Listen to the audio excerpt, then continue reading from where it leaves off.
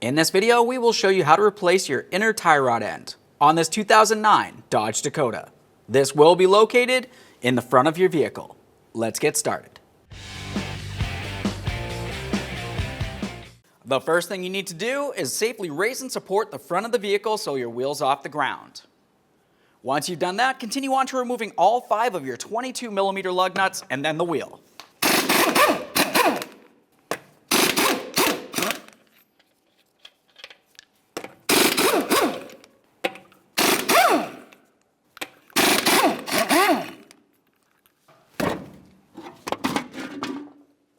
If you have a dust cover, remove that as well. All right, with that wheel out of the way, we have a nice clear view of our tie rod ends. We'll start with the jam nut in between the outer and inner. To remove this, we'll use a 24mm wrench, put it right on here, a rubber mallet to break it free by turning it clockwise. Once you have some movement from that, we'll continue on to the outer tie rod end nut. Use a 21mm socket to remove your outer tie rod end nut.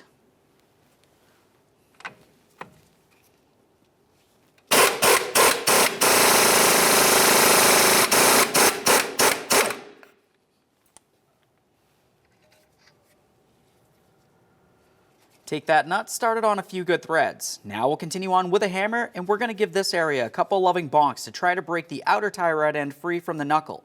When you do this, be extremely careful not to damage your brake rotor.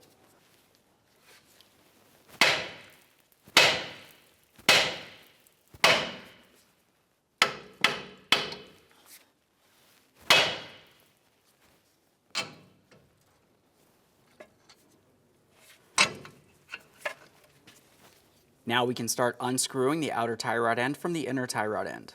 As we do this, count the amount of rotations it takes to remove it. 1, 2, and so on. Now with that outer tie rod end out of the way, let's continue on to holding on to the inner tie rod end. For this, I'll use some locking pliers. Grab right onto the shaft here. Use our 24mm to fully remove the jam nut.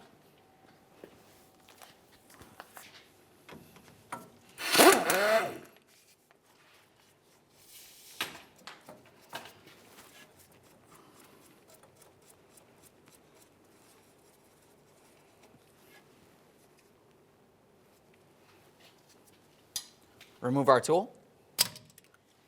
Use some long nose pliers and grab onto the clamp on the outside of the bellows boot.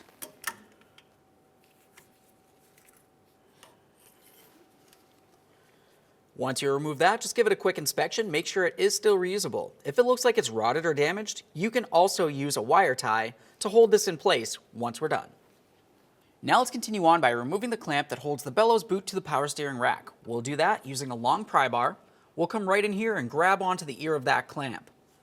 Once we're pressed directly against it, we'll give it a loving bonk with a rubber mallet to break it free. This is a single-time use clamp.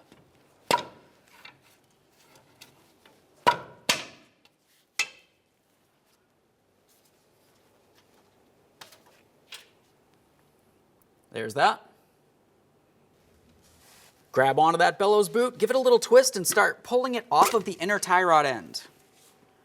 Once you have it off of there, make sure that it's still soft and pliable and it's not torn, worn, or damaged in any way. Assuming it looks good, go ahead and set that aside. With that out of the way, we have a clear view of the entire inner tie rod end. Looking up at this area right here, this will be the area that you have to grab onto and turn counterclockwise to remove the inner tie rod end from the power steering rack. There's several tools you can use to do this. There's an inner tie rod end tool, or you could just use some long pliers. Whatever works best for you. We can easily make our way from underneath the vehicle, grab onto that inner tie rod end, we'll turn it counterclockwise.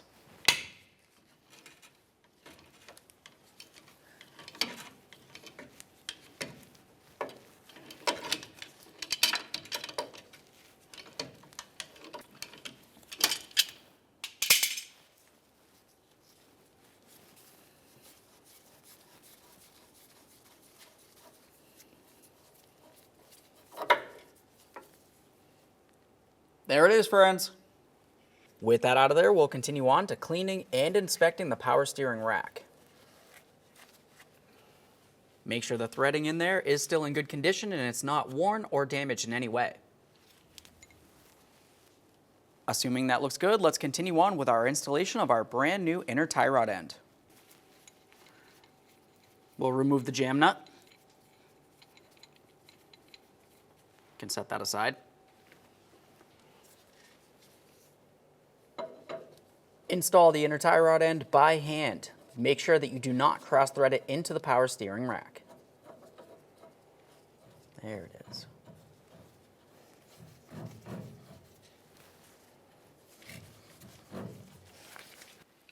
Use the tool that you used to remove the inner tie rod end to tighten the inner tie rod end to the power steering rack. Once it feels as though it's bottomed out, just go ahead and make sure that it's snug. You don't want to over tighten this and twist the power steering rack. You'll notice with the inner tie rod end, it came with a little grease packet. We're going to use approximately 80% of this directly inside the socket of the inner tie rod end. This is going to help keep moisture and debris out of the area, while also keeping it lubricated. Make our way all the way around. Once you've done that, continue on with what's left of the grease in the packet and come right along the center of the inner tie rod end where you can see the groove. That's the area where the outer aspect of the bellows boot should sit. Prepare to install your bellows boot. We'll use a wire tie for this. Wrap it directly around the wide base of this, leaving it loose so we can slide it over the power steering rack. Once you have it in that position, we'll tighten it up.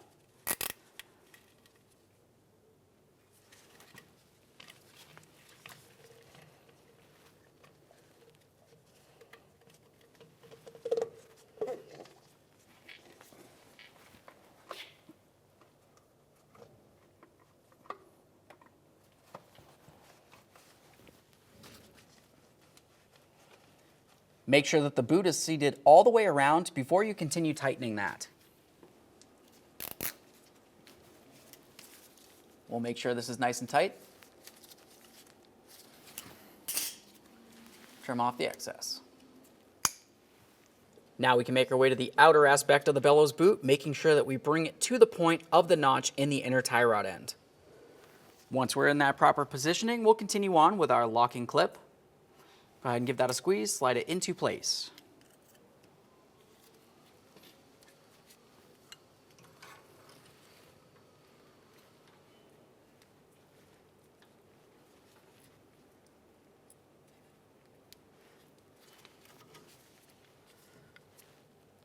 Make sure it's secure all the way around.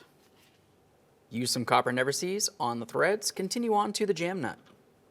We'll put this on approximately 3/4 of the way down, and then we can continue on to the outer tie rod end. Let's get ready to install our outer tie rod end. While we're screwing this onto the inner tie rod end, you want to make sure that you turn it the same amount of turns as it took to remove it originally.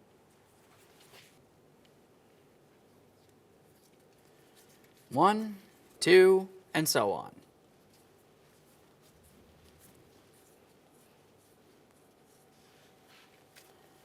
Once you've got the proper amount of turns, continue on by putting the outer tie rod end into the hole in your knuckle.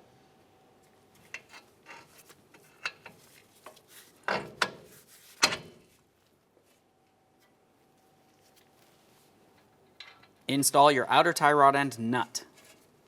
Now we can start tightening that nut. Commonly for this, you'd want to hold the outer tie rod end up into the knuckle.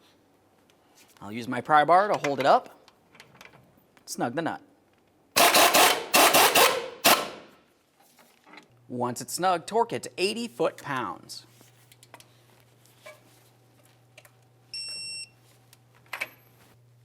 We'll continue on to the jam nut. Turn this counterclockwise until it bottoms out against the outer tie rod end. Now we can continue on by holding the outer tie rod end with a 21mm wrench, and we'll continue tightening the jam nut with a 22mm wrench.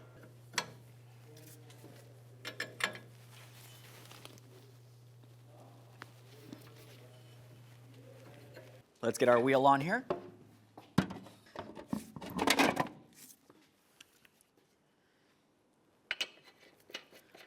Start on all 5 of your 22mm lug nuts, bottom them out.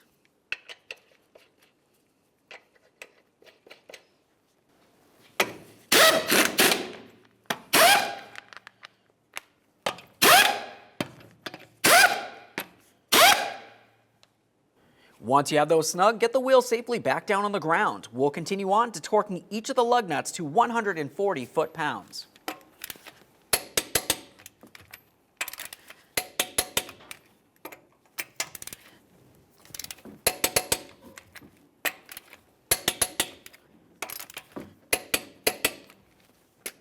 Torqued. Okay friends, we've got the truck back together. At this point, go ahead and hop inside the passenger compartment, pump up the brake pedal till it's nice and firm. Take your vehicle for a road test, make sure you don't have an ABS light and no funny noises. After that, go ahead and get yourself safely down to your local alignment shop. Thanks for watching. When only the best will do, demand TRQ. The only company that lets you view before you do.